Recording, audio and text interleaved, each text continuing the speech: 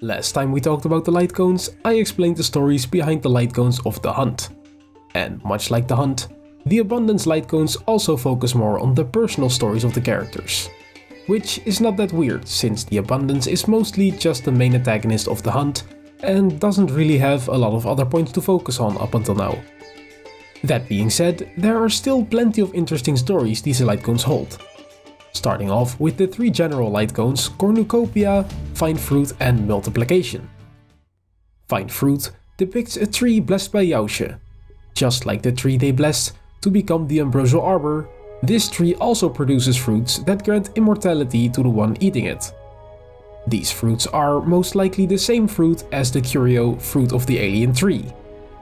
Cornucopia and Multiplication show two opposites of the same coin, with Cornucopia showing that life itself represents the end of the old universal chaos, and stands as proof that if life can thrive, the universe has slowed down enough to embrace the new order.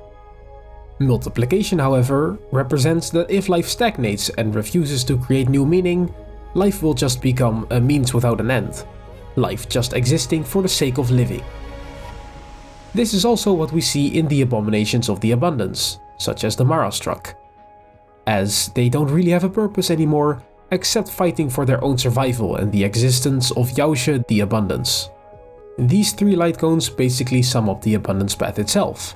Not really good, nor evil. It just exists, and that's enough. Moving on to the personal Lightcones, we have arguably the most mysterious Lightcone of them all, Echoes of the Coffin. This Lightcone depicts Luocha speaking to the being inside the coffin. He talks about that he feels he underestimated them by making a deal, but at the same time, it seems that the being in the coffin also underestimated Luocha, since they are trying to kill Luocha, but they cannot seem to manage that for some reason. The inside of the coffin is still a mystery to us, but the coffin does have a certain strange property to it that gives us hints about their power. Namely, it seems to have life-destroying or life-draining abilities, which is not only seen on Luocha's splash art, where it kills the grass, leaves and flowers it touches, but also in-game. When Luocha uses his ultimate to attack, it doesn't only deal damage, but it also removes enemy buffs. Most notably, it can remove the powers of the abundance the enemies possess. So I think it isn't too far-fetched to think that when Luocha and Jingliu were talking about destroying the abundance, their weapon of choice is actually contained inside the coffin. But in the end, I cannot say for certain what exactly is inside the coffin. Hopefully, we will soon get an actual answer during the upcoming main quest about the mysteries surrounding the coffin. The Lightcone Perfect Timing also shows Luocha, but this time he is being watched by Jingyuan from a distance. It seems that here Luocha is actually up to something, since he's actively trying to break free from Jingyuan's sightline. But yet again, we don't have the slightest idea what exactly his plans are. Moving on from Luocha's suspicious shenanigans, back in the underground, Natasha has just finished surgery on a patient in the Lightcone post-op conversation. The patient thanks her for saving her life, but for Natasha, it feels like she has to thank the patient instead for holding on until the surgery was done. Living in the underworld truly is hard for everyone involved, but it seems like Natasha found a kindred spirit in Clara. In Shared Feeling, Clara is working on a machine after she had her wounds treated by Natasha. To Natasha, the way Clara is attached to the machines is the same as how she is attached to her patients who need her help. One thing is certain, the way they care about their respective patients shows that nobody is as dedicated to them as they are.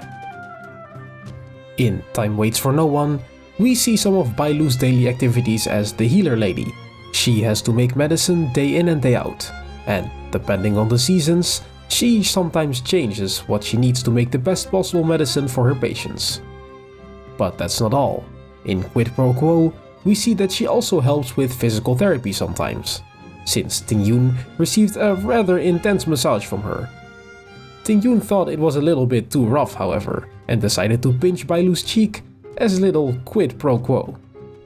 At the Ten Lords Commission, Huahua has to face her fears as she readies her box cutter knife. As she is contemplating on how to approach her target, her heart beats faster and faster, until Till loses all patience and tells her to just hurry up and get the delivery she was supposed to retrieve. I guess Huohua still has a ways to go, when a cardboard box can be considered her enemy. Although, having Till as a companion can't be easy either. As seen in Hey Over Here, the ghost hunting squad is facing off against yet another heliobus, and as they are searching for their target, they notice that even though they all look at each other, some strange sound can be heard from behind. Hey, knucklehead, look over here!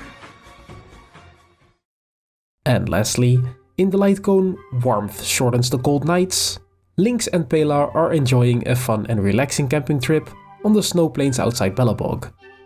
Even though it's freezing cold outside, a warm cup of chocolate and the bliss of true friendship can keep the cold at bay. And that were all of the Lightcones of the Abundance. I hope you enjoyed it. Have a good one. Bye!